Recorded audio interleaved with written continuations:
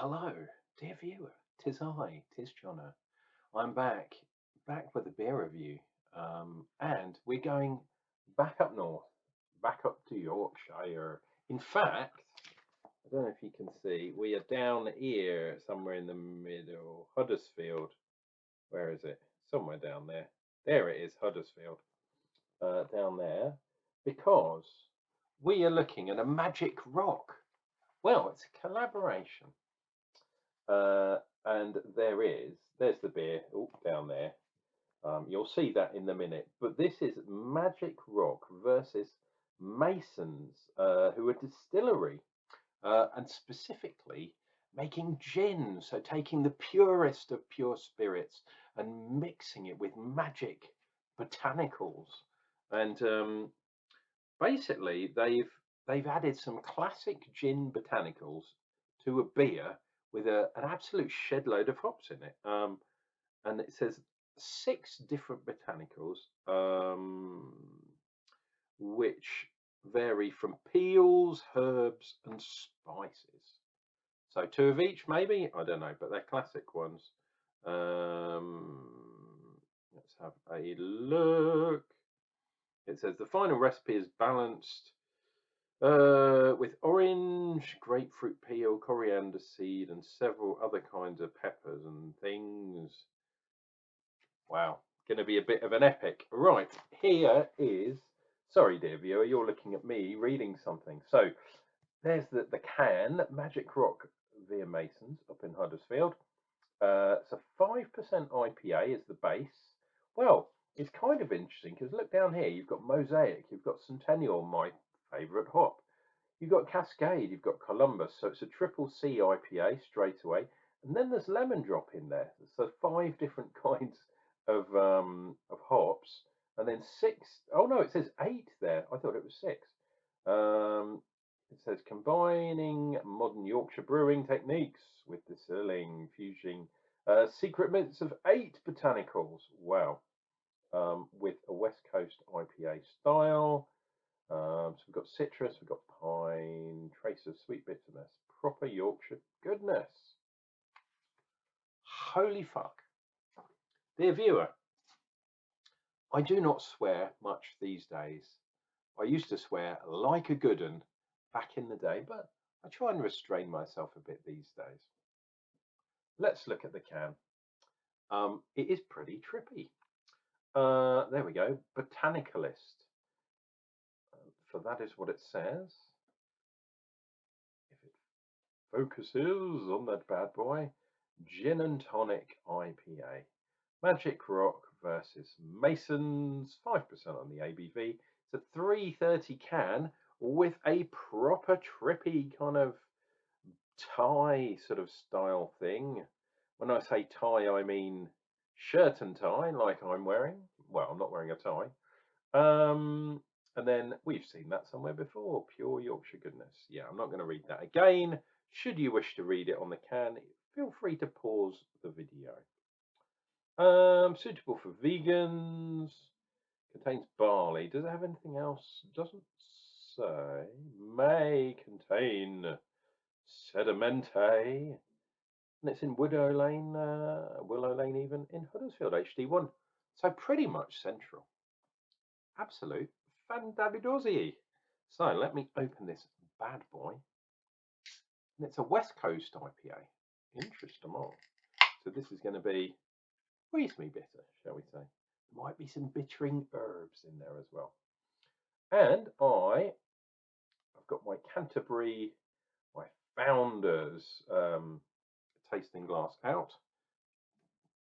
Basically because I'm saving a tiny bit of this beer for Ron later on. There we go. Ding, ding, ding. Round 1. Fight. There we go. Some of that action, some of that, and a kiss for luck, and we're on our way. Lovely jubbly. Now, I don't know about you guys, but that is pretty damn clear. It says there might be some sediment in there, but there must be at the bottom because that is clear as a daisy. Clear as a bell. over a finger's head, but look, I don't know if you can see, look at those big fluffy fluff bubbles. It's not going to focus because it's focusing on my barnet. There we go, look at that. Big old fluffy carbon dioxide bubbles of doom. Whoa. Wow. Wow. Definitely sort of citrus lemony.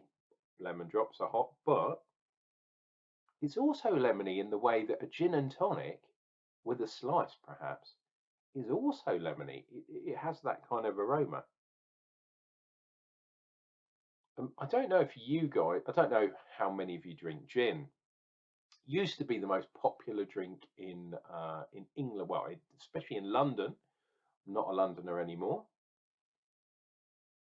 But there's something about the smell of gin, and different gins have different flavors, different botanicals, different smells.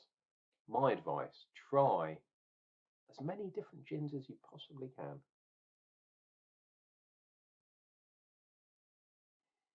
And there's a little bit of sort of spiciness to it too. Lemon, citrus, bit of spiciness. Do I detect some quinine? No, I'm only joking. Right. I think I'm going to enjoy this. I really am. Cheers and beers, guys. We shall see what we get. The DHL man has not arrived. What a bastard. So, yeah, I've even raised a complaint saying, where is my home brewing equipment? Nothing today, not a sausage. I am disappointed. Need a beer.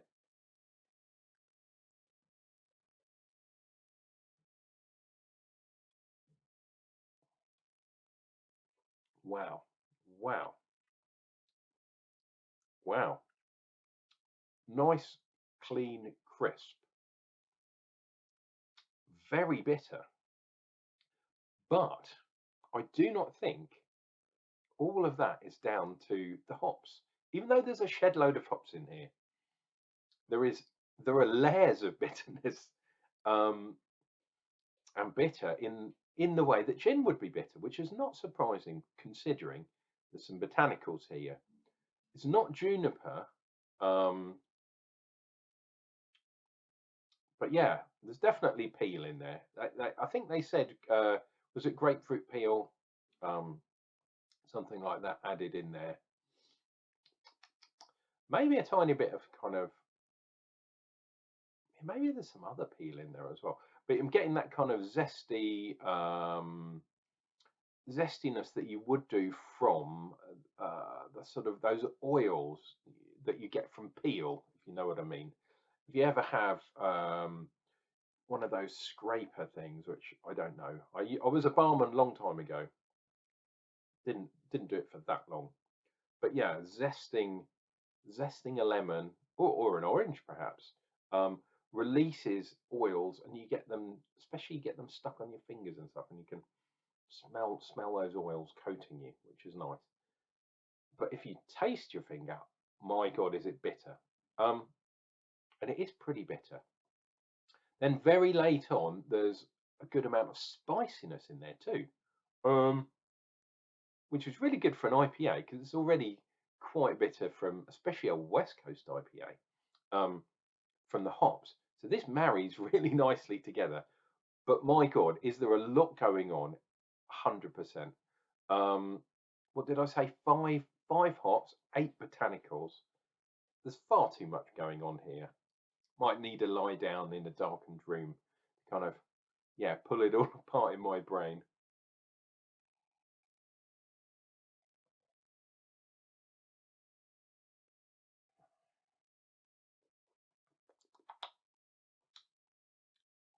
Bitter, but it's very clean taste. There's that zest. And then back to that kind of cleanness again, fruity in a lemon way, maybe a little bit of kind of Yeah, a little bit of citrusness. There's usually, for a beer that contains Centennial, I get that kind of bubblegummy thing, and I'm not really getting it from this. I am getting a little bit of that peachy kind of thing that is reminiscent of Cascade, which I know is in there as well, and perhaps a little bit of verdantness from the Columbus. But um, there's so much going on here. You can try and go down one route, and it's, yeah, it's not strong. It's weird. It's bitter, but it's not a real strong taste. So it's quite mellow. You have to go in and pick things apart. Wow, very very interesting beer. And look, even getting some kind of lacing type things going, sort of. Well, I did until I did that with the glass.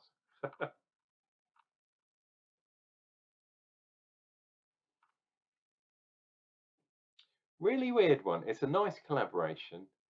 Um, would I buy this again? Maybe. I wouldn't seek it out, but if I saw one of these around, out and about, up in Yorkshire, up in Huddersfield, which is where my dad went to university, by the way. Um, yeah, I might buy one again. But like I say, I wouldn't go hunting for it. This has been Uncle Jonah, drinking very weird beers today. I'm back with another Magic Rock beer tomorrow, and I think that one might be a collaboration as well. It's a dark beer, so got a light beer today and a dark beer tomorrow. So we'll see where we get to, and hopefully DHL will be in touch. So I'm getting a bit annoyed. I don't like being angry. You wouldn't like me when I'm angry. Arr, I go green and all that stuff.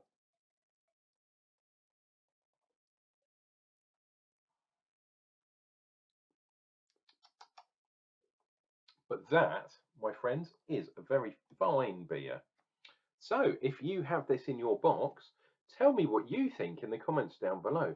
Botanicalist Gin and Tonic IPA, Magic Rock versus Masons.